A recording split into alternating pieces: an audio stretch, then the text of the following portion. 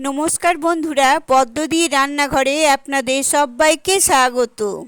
আজকের আমি আপনাদের সাথে শেয়ার করব জিভে জল আনা দারুণ লোভনীয় পেয়ারা মাখা বা পেয়ারা ভর্তার রেসিপি। স্কিপ না করে পুরো ভিডিওটি দেখুন, আশা করছি আপনাদের খুব ভালো লাগবে।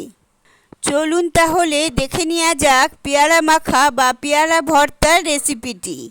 পেয়ারা মাখা বা পেয়ারা ভর্তা তৈরি করার জন্য আমি এখানে দুটো মিডিয়াম সাইজের পেয়ারা নিয়েছি।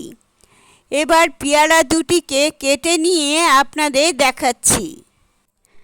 দেখুন, পেয়ারা দুটিকে আমি বটি দিয়ে এভাবে পাতলা পাতলা আর ছোট ছোট টুকরো করে কেটে নিয়েছি। আপনারা চাইলে ছুরি দিয়েও কেটে নিতে পারেন।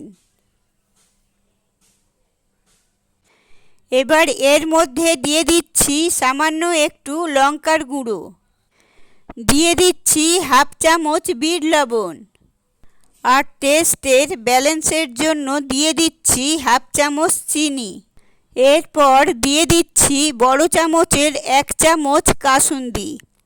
এই পেয়ারা মাখাতে কাসুন্দি দিলে পেয়ারা মাখার স্বাদ আরও দ্বিগুণ বেড়ে যায়। এবার দিয়ে দিচ্ছি একটা কাঁচা লঙ্কা কুচি। ঝালটা অবশ্যই আপনাদের টেস্ট অনুযায়ী দিয়ে দেবেন। এরপর দিয়ে দিচ্ছি বড় চামচের 1 চামচ থেঁতো করে নেওয়া ধনেপাতা। আপনারা ধনেপাতাটাকে মিক্সার জারের মধ্যে দিয়ে থেঁতো করে নিতে পারেন, অথবা হামানদিস্তের মধ্যে দিয়ে একটু থেঁতো করে নিলেই হয়ে যাবে। এবার দিয়ে দিচ্ছি বড় চামচের 1 চামচ সরষের তেল, আর সবশেষে দিয়ে দিচ্ছি 1 চির পাতিলেবুর রস। এই পাতিলেবুর রস দিলে পেয়ারা মাখার টেস্টটা অনেক গুণ বেড়ে যায়। এবার সব কিছুকে একসাথে খুব ভালোভাবে মিশিয়ে নিচ্ছি।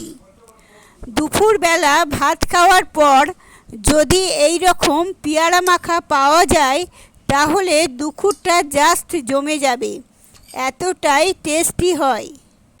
মাখানো হয়ে গেছে। আপনারা চাইলে পরিবেশনের সময় ওপর থেকে সামান্য একটু চিলি ফ্লেক্স ছড়িয়ে দিতে পারেন। তৈরি হয়ে গেল জিভে জল আনা দারুণ লোভনীয় এবং টেস্টি পেয়ারা মাখা বা পেয়ারা ভর্তার রেসিপি। এটি খুব সহজেই তৈরি করে খাওয়া যায়। যদি আপনাদের ভালো লেগে থাকে তাহলে অবশ্যই একটা লাইক এবং শেয়ার করে দেবেন।